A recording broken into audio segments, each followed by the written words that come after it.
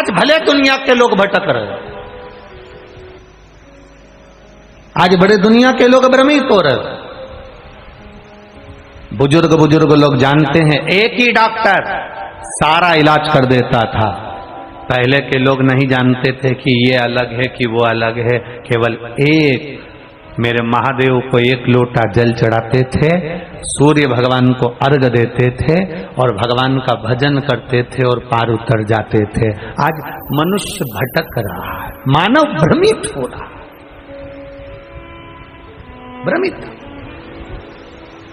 अब जिस देश में रह रहे हो,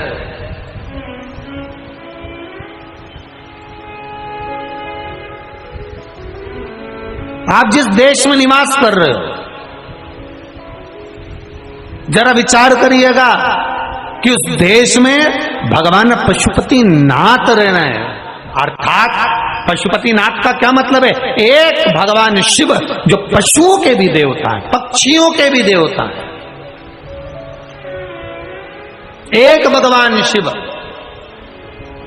जो असुरों के भी देवता है, देवताओं के भी देवता है। एक भगवान शिव अप्सरा, गंधर्व, जलचर, थलचर, वायुचर जितने हैं सबके देव हैं।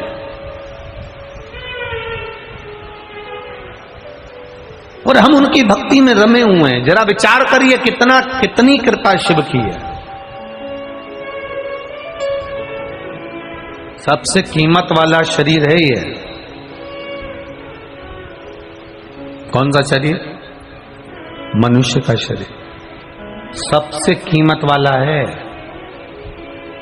एक किडनी की कीमत, दूसरी किडनी की कीमत किसी हॉस्पिटल में जाके मालूम करना कितना कीमत वाला है। अब तुम किसी एक साधारण जीव जंतु, चिड़िया, पशु, पक्षी को लेकर चले जाओ, उसकी इतनी कीमत मिलेगी क्या? अरे बोलो, जम के बोलो जरा, मिलेगी इतनी कीमत? सबसे कीमत वाला शरीर है ये मनुष्य शरीर। और जरा विचार करिएगा,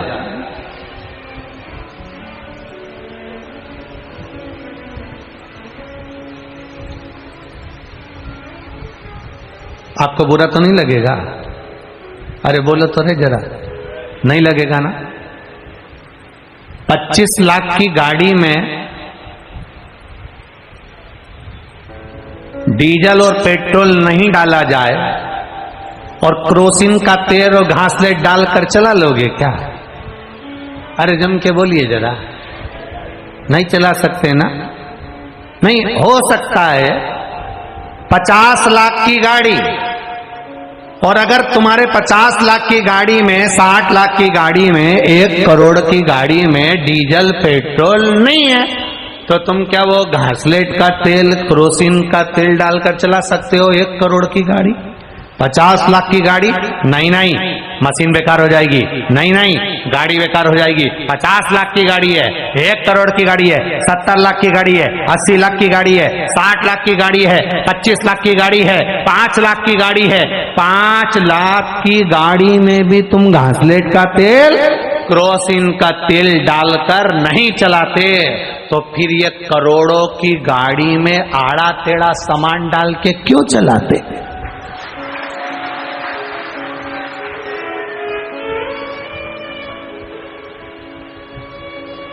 बोल बम का नारा है। हम जब आ रहे थे तो हमने देखा था कहीं इधर टंग रहे, कहीं उधर टंग रहे। हमने कहा गाड़ी इतनी कीमत वाली और घासलेट का तेल डाल डाल के चला रहे, कितनी कीमत इस गाड़ी की, कितनी कीमत। गाड़ी तो देखो कितनी कीमत वाली है। 25 लाख की गाड़ी, 5 लाख की गाड़ी, 10 लाख की गाड़ी, 50 लाख की गाड़ी। कभी अंदाजा लगाना इस शरीर की कीमत क्या है। एक किडनी खराब होती है, जब किडनी बदलने का समय आता है, बाजार से दूसरा जब डोनेट करता है लाखों रुपए लेकर एक किडनी देता। कीमत लगाइए जरा इस गाड़ी की कितनी कीमत है। एक लीवर गड़बड़ होता है, उस लीवर की कीमत लगाइए। एक आंख गड़बड़ होती है, उस आंख की कीमत लगाइए। एक दांत बेकार हो जाता है तो दांत की कीमत लगाइएगा कि वो दांत चले गया तो आपको कितना कष्ट भोगना पड़ रहा है। शरीर के एक एक अंग की कीमत लगाइए। 50 लाख की गाड़ी को घासलेट के तेल से, केरोसिन के तेल से मत चलाओ, गाड़ी की मशीन खराब हो जाएगी। उसी तरह इस शरीर को आड़ा टेढ़ा खा के मत चलाओ, मशीन खराब हो जाएगी, बाद में दुख हो जाएगा, ये चल नहीं पाएगी। आजकल बीमारी इतनी बढ़ गई साहब, ये मशीन गड़बड़ हो गई ना तो बीमारी इतनी बढ़ गई। 15 साल के बच्चे को तो अटैक आ जाता है, हार्ट अटैक। 15 साल का बच्चा, 10 साल का छोटा, 5 साल का बच्चा, शुगर। 5-5 साल के, 8-8 साल के बच्चे को शुगर हो गई। बुजुर्ग माताओं के आंख में आज भी चश्मा नहीं है। अभी हम अगर इसी नेपाल देश की बुजुर्ग माताओं से मिले तो उनकी आंख में आज भी चश्मा नहीं है। और नई नवेली बहू इतनी डेंटिंग पेंटिंग करने वाली, और मालूम पड़े अभी भी ऐसी डब्बी में से निकाल के, और चश्मा तो आजकल लगाती नहीं क्योंकि चश्मा लगाने में उसका फैशन जाए, तो इतनी सी डब्बी में ना जाने क्या रखा रहता है, उसको निकालेगी और आंख को ऐसा फाड़ेगी। क्या बोलते जी? हाँ बस तुम समझ गए ना, कथा हो गई समझ। बस महाराज तो समझाया, तुम समझ जाओ, बस हो गया। हो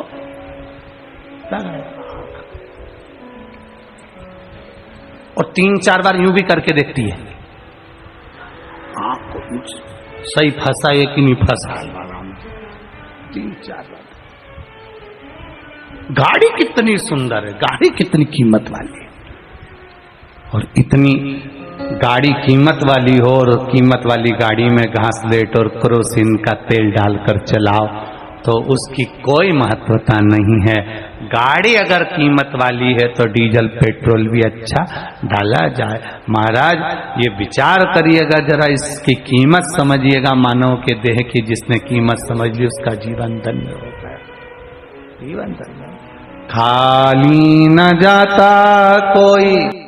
जब तुम्हें लगता है कि तुम्हारा व्यापार नहीं चल रहा, कोई तुम्हें धोखा दे रहा है, लक्ष्मी नहीं आ रही, बहुत चिंता में पड़े हुए हो, बहुत टेंशन में जिंदगी चल रही है, बहुत बीमारियां तुमको घेर ली है और चारों तरफ अंधेरा ही अंधेरा नजर आ रहा है। तुमने विचार करा अब मैं तो मर जाऊं तो अच्छा, मैं सुसाइड कर लूं तो अच्छा, मैं मर जाऊं तो अच्छा। तो मरने से पहले एक काम कर देखना, शंकर भगवान की आराधना कर देखना, शिव पर एक लोटा जल चढ़ा कर देखना, और ज्यादा चिंता ज्यादा टेंशन हो तो बेलपत्री की जड़ को घिसकर उसका चंदन बनाकर शंकर को लेपन कर उसकी भी आराधना कर देखना कि बेल चंदन का फल क्या है।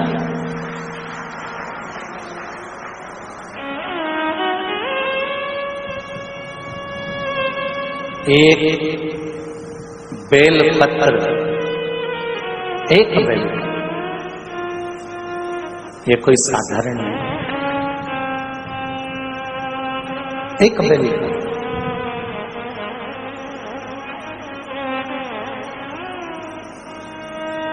इसकी नीचे की डंडी से लेकर ये 2 पत्तियां जहां लगी हैं और 2 पत्ती से लेकर ये बीच की जो पत्ती है उसमें जो गेप है, उसमें जो जगह दिख रही है आपको, ये 2 पत्ती से लेकर बीच की पत्ती के बीच में जो जगह खाली रहती है, 33 कोटि देवी देवताओं विराजमान रहते हैं इस बीच की जगह में। जब शिव जी को चढ़ाया जाता है तब इस पत्ती के बीच की जगह शंकर के शिवलिंग पर रखा जाता है, तो शिव जी इतने प्रसन्न होते हैं कि मेरी स्तुति करने के लिए ये भक्त 33 कोटि देवताओं को लेकर आया है मेरी स्तुति करने के लिए। लोग चावल लाए, लोग अंबारियां लाए, धन लाए, दौलत लाए, संपदा लाए, पर एक शंकर का भक्त ऐसा होता है जो एक बेलपत्री के रूप में 33 कोटि देवताओं को, 64 योगिनियों को, आदि शक्तियों को शंकर को समर्पित करता है।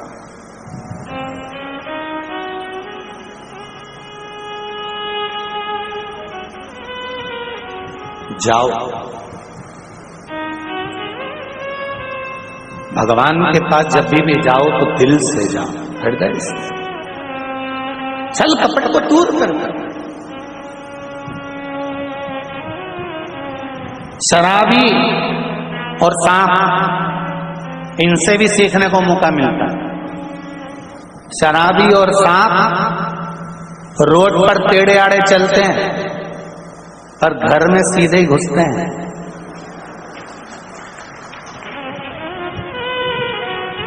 शराबी और सांप से भी सीखने को मिलता है, ये रोड पर टेढ़े आड़े चलते हैं पर घर में सीधे घुसते हैं।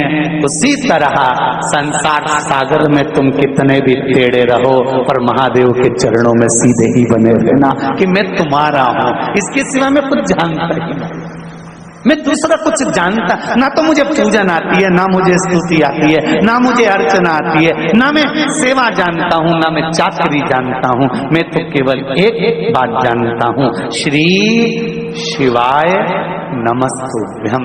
ये वो मंत्र है शिव महापुराण का, इससे ज्यादा मैं कुछ भी नहीं जानता। पंचाक्षर नमः शिवाय, षडाक्षर ओम नमः शिवाय, द्वादशाक्षर ओम नमो भगवते वासुदेवाय, 2 अक्षर का राम जानता हूं, 2.5 अक्षर का कृष्ण जानता हूं, इससे ज्यादा मैं जानता हूं।